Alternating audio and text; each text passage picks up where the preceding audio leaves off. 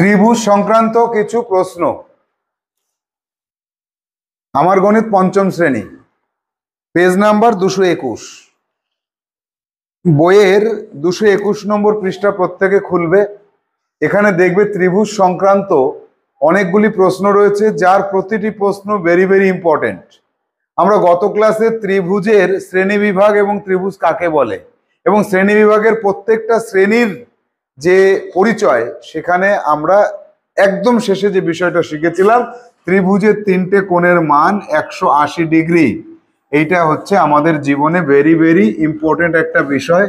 এর উপর ভিত্তি করে আজকে আমাদের ক্লাসে আমরা দেখে নেব অনেকগুলি প্রশ্নের উত্তর আমরা কিভাবে সমাধান করতে পারি একটার পর একটা।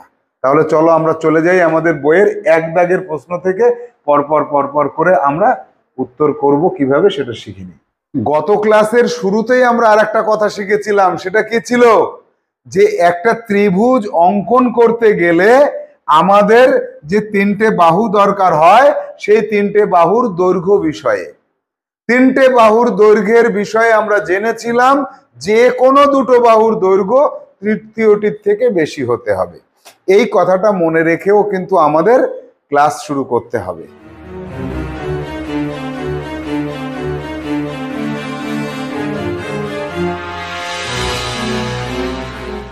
কোশ্চেন নাম্বার 1 বইয়ে দেখো, বলছে 3 সেমি, 6 সেমি ও 9 সেমি দৈর্ঘ্যের সরল রেখাংশ দিয়ে ত্রিভুজ অঙ্কন করা কি সম্ভব? আমি প্রথমে উত্তর করে দেব, না, সম্ভব নয়। যুক্তি দাও। যুক্তি দিতে হবে। এই 9 আর 6 যোগ করলে কত হয়? 15 হয়। এই 15 3-এর থেকে বড় তো। আবার 9 আর 3 যোগ করলে হয় 12, সেটা 6-এর থেকে বড় তো। ধরো এই যে 3, এই যে 6 আর এই যে 9, তাহলে এই 3 আর 9 যোগ করলে কত হচ্ছে? 9 আর 3 যোগ করলে 12 হচ্ছে। বলতে পারছো না কেউ? 9 আর 3 যোগ করলে কত হয়? 12 হয়। সেই 12 কি 6-এর থেকে বেশি তো? তাহলে দুটো বাহুর সমষ্টি তৃতীয় বাহু থেকে বড় হচ্ছে, কিন্তু আমি এখানে লিখলাম যে না। তাহলে আমি ভুল লিখেছি? হ্যাঁ হবে। কিন্তু এই 6 আর 3 যোগ করলে কত হচ্ছে? 9 হচ্ছে না? এই 9 কি 9-এর থেকে বড়? বড় না। বড় না তো, বড় হতে হবে। যে কোনো দুটো বাহুর সমষ্টি অন্য যে তৃতীয় যে বাহুটা থাকবে তার থেকে বড় হতে হবে। তাহলে এখানে আমরা দেখছি যে দুটো মিলেছে। আর একটার ক্ষেত্রে এই 3 আর 6 যোগ করে যে 9 পেলাম, এই 9 অপর যে বাহু আছে তৃতীয় বাহু তার থেকে বড় হলো না। আর সেই কারণে আমরা বলবো যে এই তিনটে রেখাংশ, যে তিনটে রেখাংশ 3, 6 আর 9, সেই তিনটে রেখাংশ দিয়ে আমরা কোনোদিনও ত্রিভুজ আঁকতে পারবো না। কিরকম হবে দেখবা, একবার একটু দেখে নাও। এটা 9 তো, আর এই যে 6 আর এই যে 3 এর উপরে পড়ে যাবে। এর থেকে বড় হলে তবেই একটু উপরে উঠে আসবে। এই আরো বড় হলে আরো উপরে উঠে আসবে, আরো বেশি হলে আরো উপরে উঠে যাবে। আর এই 6 আর 3 9, এটা যখন এর সমান সমান, তাহলে ওই বাকি দুটো এর উপরে পড়ে গেছে, এখানে একটা এখানে একটা, অর্থাৎ একটা সরল রেখায় চলে এসেছে। ত্রিভুজ কি তৈরি হলো? হলো না। 2 দাগে, সমকোণী ত্রিভুজ কি কখনো সমবাহু ত্রিভুজ হতে পারে? সমকোণী ত্রিভুজ সমবাহু, এটা কি হতে পারে? দেখা যাক। সমকোণী ত্রিভুজ সমবাহু হবে না। কেন হবে না তার কারণটা দেখে নাও। এই হচ্ছে সমকোণী ত্রিভুজ, এই হচ্ছে সমকোণী ত্রিভুজ। সমকোণী ত্রিভুজের ক্ষেত্রে সব সময় মনে রাখতে হবে, এই যে এইটাকে বলা হয় লম্ব, এটাকে বলা হয় ভূমি। ভূমি এবং লম্ব থেকে এই 3 নম্বর যে বাহু, এটার নাম হচ্ছে অতিভুজ। লিখে নাও, সবকটার নাম লিখে নাও। অতিভুজ, এটার নাম হচ্ছে ভূমি, আর এটার নাম হচ্ছে লম্ব। এই হচ্ছে এদের নাম। সমকোণী ত্রিভুজ কখনো কি সমবাহু ত্রিভুজ হতে পারে? দেখা যাক। এই লম্ব, এই লম্ব আর এই ভূমি, এই দুটোর তুলনায়, এই দুটোর প্রত্যেকটার তুলনায় অতিভুজ বড় হয়। অতিভুজ বড় হয়, তাহলে এটা সবসময় বড় হয়। আর এটা যদি বড় হয় তাহলে সমবাহু ত্রিভুজ হতে গেলে কি হবে, এইটার দৈর্ঘ্য এটার দৈর্ঘ্য আর এটার দৈর্ঘ্য সমান হবে না? সমবাহু ত্রিভুজ মানে কি, যে ত্রিভুজের তিনটে বাহুর দৈর্ঘ্য সমান। তাহলে সমকোণী ত্রিভুজ কখনোই সমবাহু হতে পারছে না। তো সমকোণী ত্রিভুজের এইটা আর এটা সমান হতে পারে, কিন্তু এইটা এই দুটোর থেকে বড় হয়ে যাবে, অর্থাৎ সমবাহু ত্রিভুজ কোনোদিন হওয়া সম্ভব না, তাই তো? বেশ, পরেরটা 3 দাগ, সমকোণী ত্রিভুজের বৃহত্তম বাহুর নাম কি? 3 দাগে অতিভুজ লিখে দিয়েছি। আচ্ছা 4 দাগ, সমকোণী সমদ্বিবাহু ত্রিভুজের 3টে কোণের মান কি কি হবে? সমকোণী সমদ্বিবাহু কেমন হবে, ছবিটা দেখতে হবে। সমকোণী সমদ্বিবাহু ত্রিভুজ, এই যে এই বাহুটার এই বাহুটা সমান হতে পারে, এই কথাটা আমরা জেনেছি। তাহলে এই দুটো বাহু যদি সমান হয় তাহলে আমরা বলবো এই ত্রিভুজটা সমকোণী সমদ্বিবাহু ত্রিভুজ। এবার দেখো, সমদ্বিবাহু এই বাহুটার এই বাহুটা যদি সমান হয় তাহলে ত্রিভুজের ক্ষেত্রে আরেকটা নিয়ম আছে, কি? এই কোণটা আর এই কোণটা সমান হবে, অর্থাৎ এই বাহুর সাথে মিশে আছে যে কোণ দুটো, এই কোণ দুটো সমান হবে। তাহলে এই কোণটার এই কোণটা সমান, আর এটা 90 ডিগ্রি, তাহলে ত্রিভুজের 3টে কোণের মান কত? 180 ডিগ্রি। তাহলে এই 90 ডিগ্রিটাকে বাদ দিলে এই দুটো পড়ে থাকে, এই দুটোর মান কত কত, আমি ধরে নিলাম এই কোণটার মান পি ডিগ্রি, তাহলে এটার মানও কত? P degree. তাহলে এবার আমরা কি করব, P degree plus P degree plus 90 degree, একটা কোণ দুটো কোণ তিনটে কোণ, তিনটে কোণের সমষ্টি 180 ডিগ্রি। তাহলে দুটো পি ডিগ্রি সমান সমান 180 ডিগ্রি। 180 ডিগ্রি এই পাশের 90 ডিগ্রি এই পাশে গিয়ে মাইনাস হয়ে যাবে, তাহলে দুটো পি ডিগ্রি সমান সমান 90 ডিগ্রি, আর একটা পি ডিগ্রি সমান সমান 90 ডিগ্রি, এই দুই গুণ আছে এই পাশে গিয়ে ভাগ হয়ে যাবে, সমান সমান 45 ডিগ্রি হয়ে যাবে। আমরা সমীকরণে সমাধান করলাম।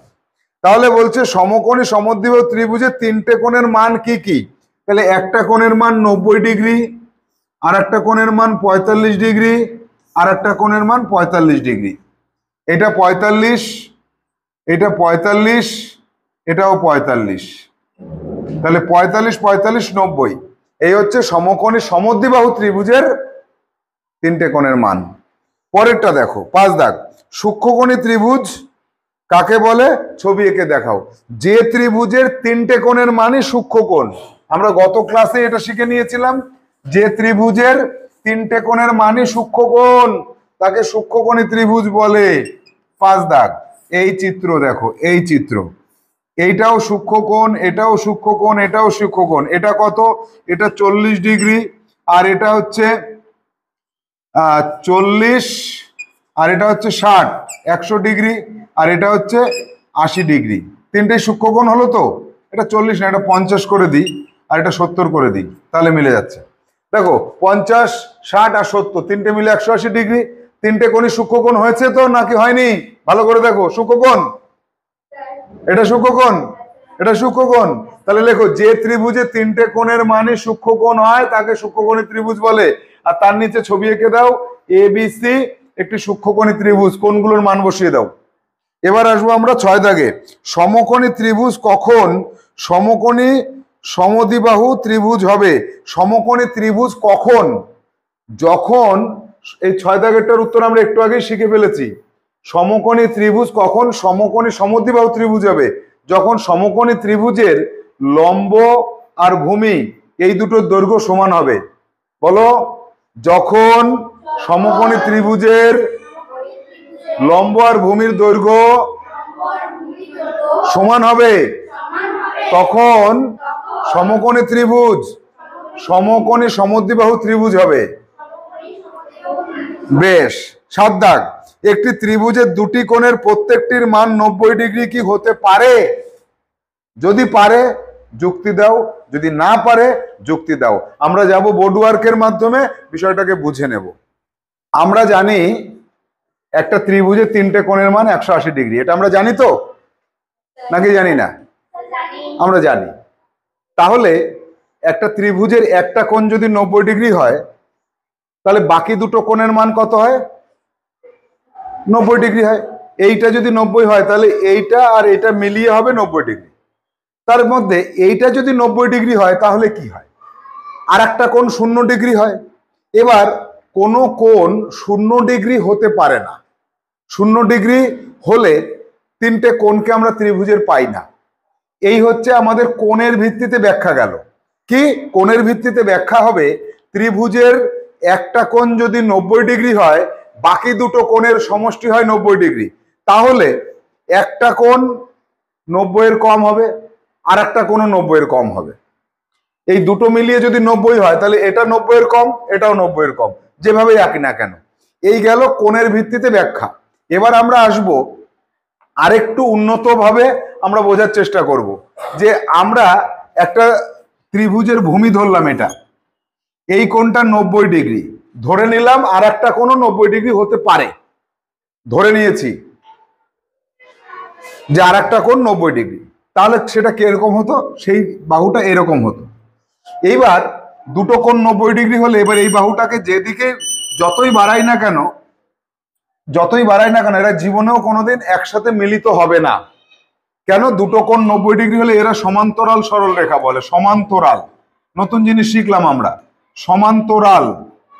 সমান্তরাল মানে ওরা কোনোদিন মিলিত হবে না।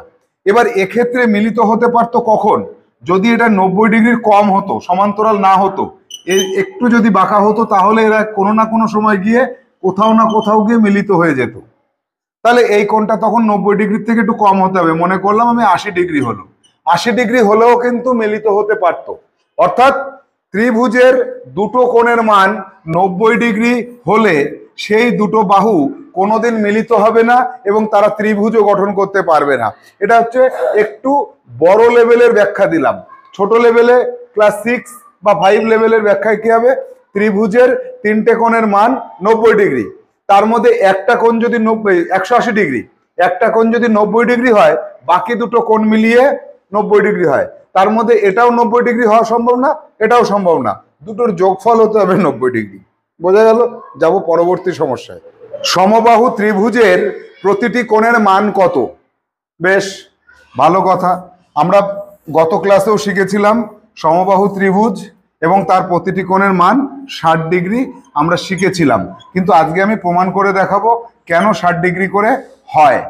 এই হচ্ছে বিষয়। এবার দেখো, সমবাহু ত্রিভুজের এই বাহু আর এই বাহু সমান। এই দুটো বাহু যদি সমান হয় তাহলে এই দুটো কোণও সমান। আবার এই বাহু আর এই বাহু সমান, তাহলে এই কোণটা আর এই কোণটাও সমান। অর্থাৎ এই কোণটা, এই কোণটা আর এই কোণটা সমান, তিনটে কোণই সমান। আর তিনটে সমান কোণ, মনে করলাম এটা এক্স, এটা এক্স, এটা এক্স, তিনটে এক্স, এক্স এক্স আর এক্স, এই তিনটে সমষ্টি 180 ডিগ্রি, এটা আমরা জানি।